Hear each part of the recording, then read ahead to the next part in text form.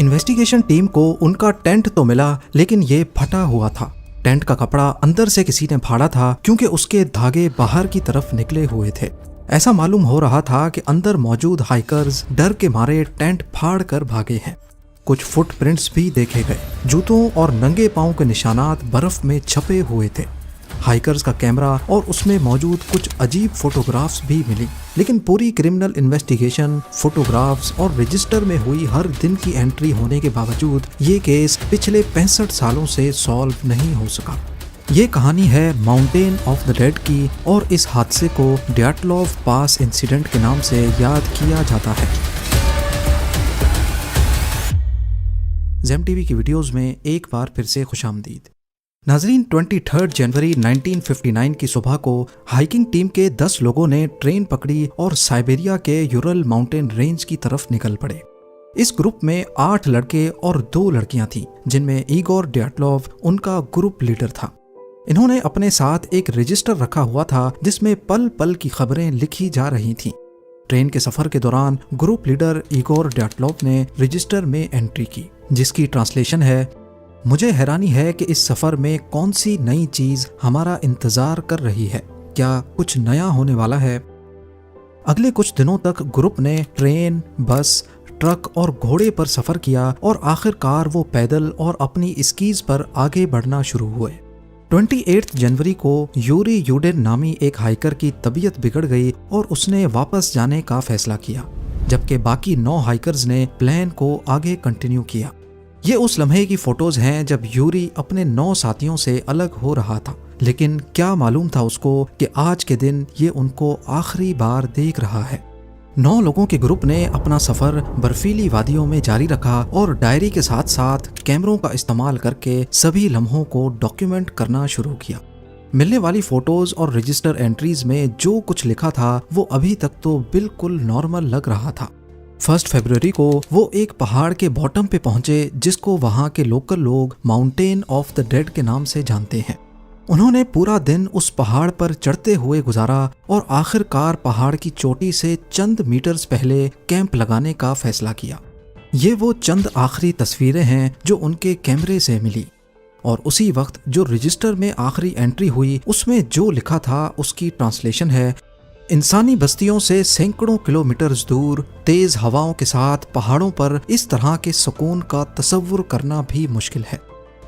यहाँ तक जो कुछ हुआ वो सब कुछ उनके रजिस्टर में लिखा हुआ मिला, लेकिन इसके बाद क्या हुआ ये किसी को भी मालूम नहीं। इस एक्सपीडिशन में इनको टोटल 16 दिन लगने थे। वो पीछे अपने दोस्तों और फैमिली मेंबर्स को ये बताकर निकले थे कि वापस नीचे आकर टेलीग्राफ के जरिए अपनी खैरियत की इत्तला देंगे। रिश्तेदारों और दोस्तों के लिए परेशानी बढ़ती जा रही थी, क्योंकि 16 दिनों को गुजरे भी 15 रोज बीत चुके थे, लेकिन ना ही ग्रुप लीडर ड्याटलोव या किसी भी ग्रुप मेंबर की कोई खबर आई।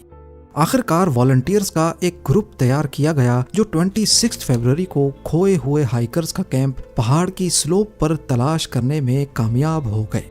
ये कैंप देखकर अंदाजा लगाना मुश्किल नहीं था कि यहाँ कुछ भयानक रूप से गलत जरूर हुआ है। टेंट बर्फ की पतली लेयर से ढका हुआ था और उसके अंदर हाइकर्स का साजो सामान बिल्कुल ठीक हालत में पड़ा था, लेकिन टेंट का कपड़ा अंदर से चाकू की मदद से फाड़ा गया था। ऐसा महसूस होता है कि शायद टेंट के अंदर कुछ गड़बड़ हुई है जिसने उनको टेंट फाड़ कर भागने पे मजबूर किया।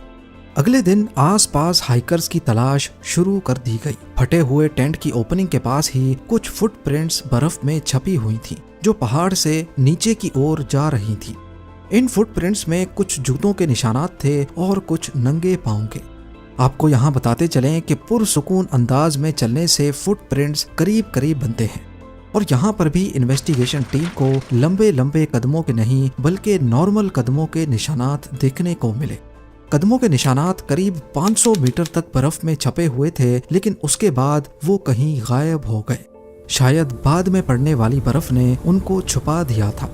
इन्वेस्टिगेशन टीम इन फुटप्रिंट्स की डायरेक्शन में आगे बढ़ती रही और थोड़ी देर बाद वो एक देवदार के पेड़ तक पहुंच गए।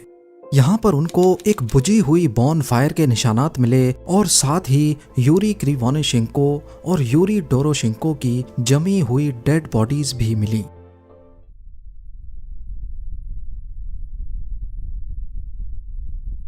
9 हाइकर्स की लाशें ढूंढने में अगले 2 महीने लग गए।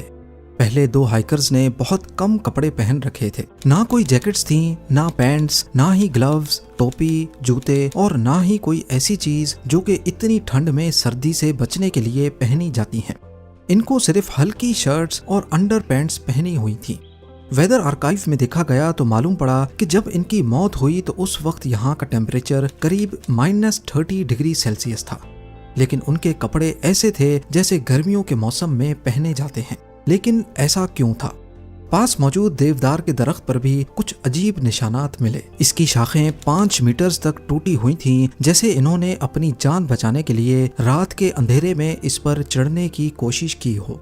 अगले 3 हाइकर्स की लाशें भी टेंट और देवदार के दरख्त के बीच से ही बर्फ में दबी हुई पाई गईं। ये लोग पिछले वाले 2 के मुकाबले में कुछ न कुछ गर्म कपड़ों में पाए गए, लेकिन इन्होंने भी जूते और ग्लव्स नहीं पहन रखे थे। इन 3 हाइकर्स की डायरेक्शन टेंट की तरफ थी कि जैसे ये नीचे जंगल से ऊपर टेंट की तरफ जा रहे हों, लेकिन बीच में ही हिम्मत हार कर दम तोड़ गए। इनकी बॉडी पर कुछ जख्मों के निशानात पाए गए, लेकिन डॉक्टर्स ने इन 5 की मौत की वजह हाइपोथर्मिया बताई, यानी वो कंडीशन जिसमें ज्यादा वक्त ठंड में रहने की वजह से बॉडी की सारी गर्माइश निकल जाती है। आखिरी के 4 हाइकर्स की बॉडीज जंगल की एक चट्टान के नीचे से बरामद हुई। इनकी एग्जैक्ट लोकेशन उसी देवदार के दरख्त से 75 मीटर्स ऑपोजिट डायरेक्शन में थी। इनमें से 3 को गहरी चोटें लगी थी, 1 का सर फटा हुआ था और 2 की पसलियां टूटी हुई थी। मेडिकल एग्जामिनर का ख्याल है कि ऐसी चोटें किसी इंसानी या जानवरों के हमले की वजह से नहीं पहुंच सकती। उनका ख्याल है कि ये किसी ऊंची जगह से गिरे हैं।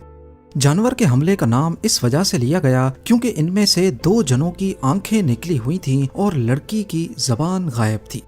सबसे हैरानी की बात यह थी कि क्राइम सीन से मिलने वाली 2 टी-शर्ट्स और 1 पैंट ऐसी थी जिस पर रेडियो एक्टिव मटेरियल लगा हुआ था।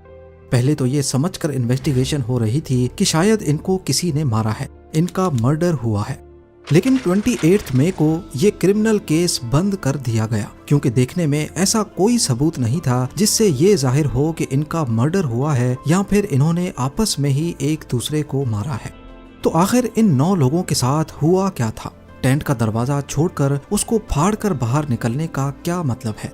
ऐसी भी क्या इमरजेंसी हो गई थी कि टेंट को चाकू से फाड़कर सबको बाहर निकलना पड़ा?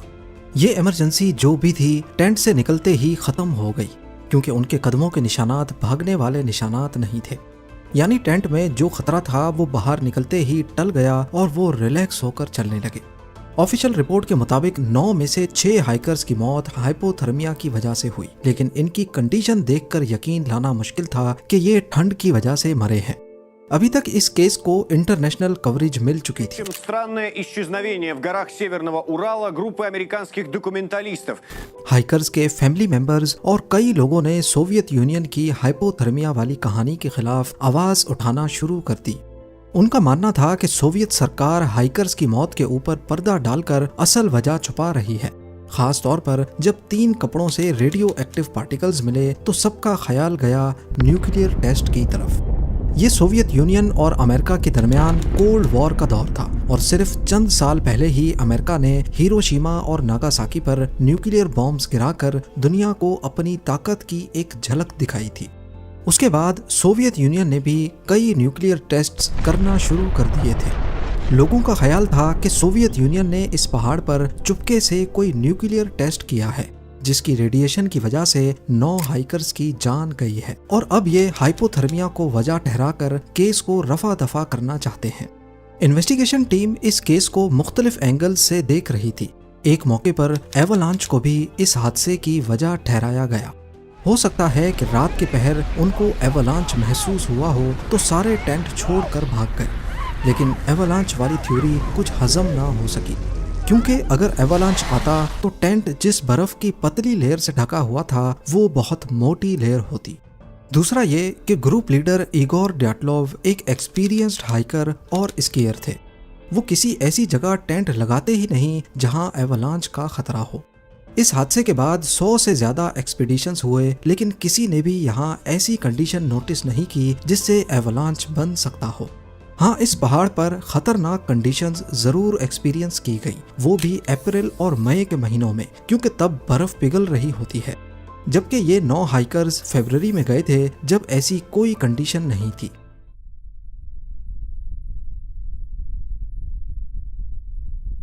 ये है एक हाइकर के कैमरा से खींची गई सबसे आखिरी फोटो, जो उसी रात को खींची गई थी जब ये हादसा हुआ था।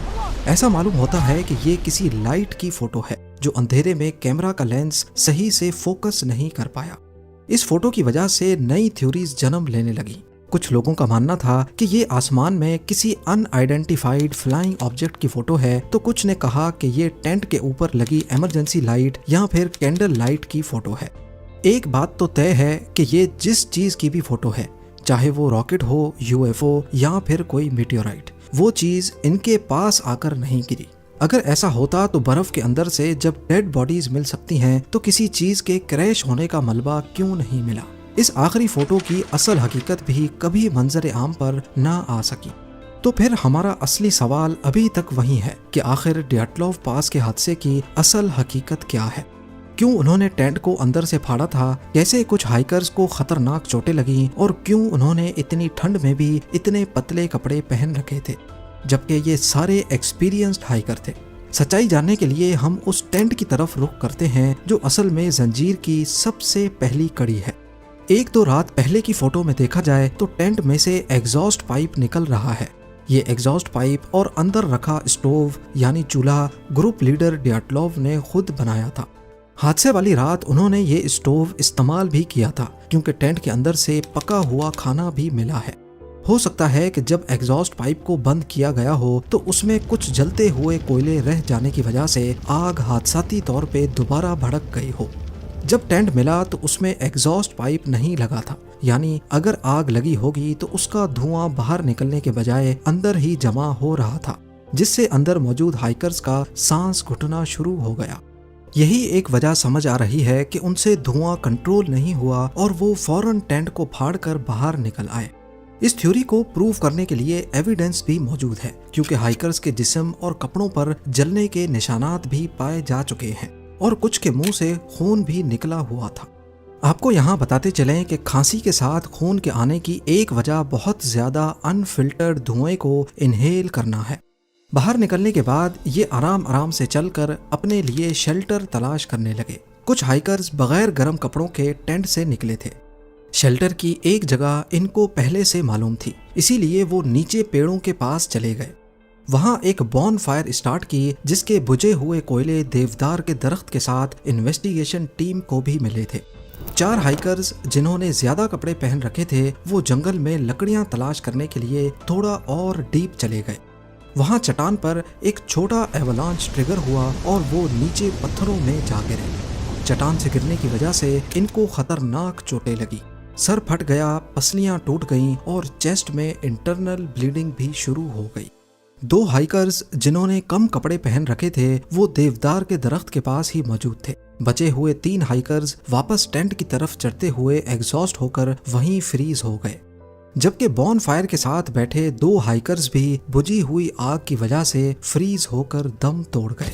रही बात रेडियो एक्टिव पार्टिकल्स की, तो आपको बताते चलें कि हर चीज थोड़ी बहुत रेडियो एक्टिव होती है, लेकिन ये कपड़े जरूरत से ज्यादा रेडियो एक्टिव थे। ग्रुप का एक मेंबर अलेक्जेंडर कोलिवाटोव पहले एक न्यूक्लियर फैसिलिटी में जॉब करता था और जॉर्ज क्रिवानोशेंकोव एक top secret Soviet nuclear production plant में काम करता था। मिलने वाले रेडियो एक्टिव कपड़े इन दोनों हाइकर्स के ही थे, जबकि बाकी सबके कपड़ों से नॉर्मल क्वांटिटी में रेडियो एक्टिव एलिमेंट्स मिले।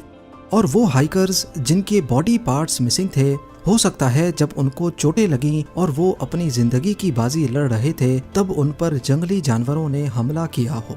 इस हादसे को आज 65 साल गुजर चुके हैं। 10 मेंबर्स के ग्रुप में से सिर्फ यूरी यूडेन बचे थे, जिन्होंने एक्सपीडिशन को तबीयत खराब होने की वजह से छोड़ा था।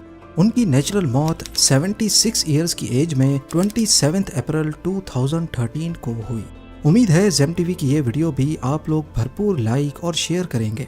आप लोगों के प्यार भरे कमेंट्स का बेहद शुक्रिया। मिलते हैं अगली शानदार वीडियो में।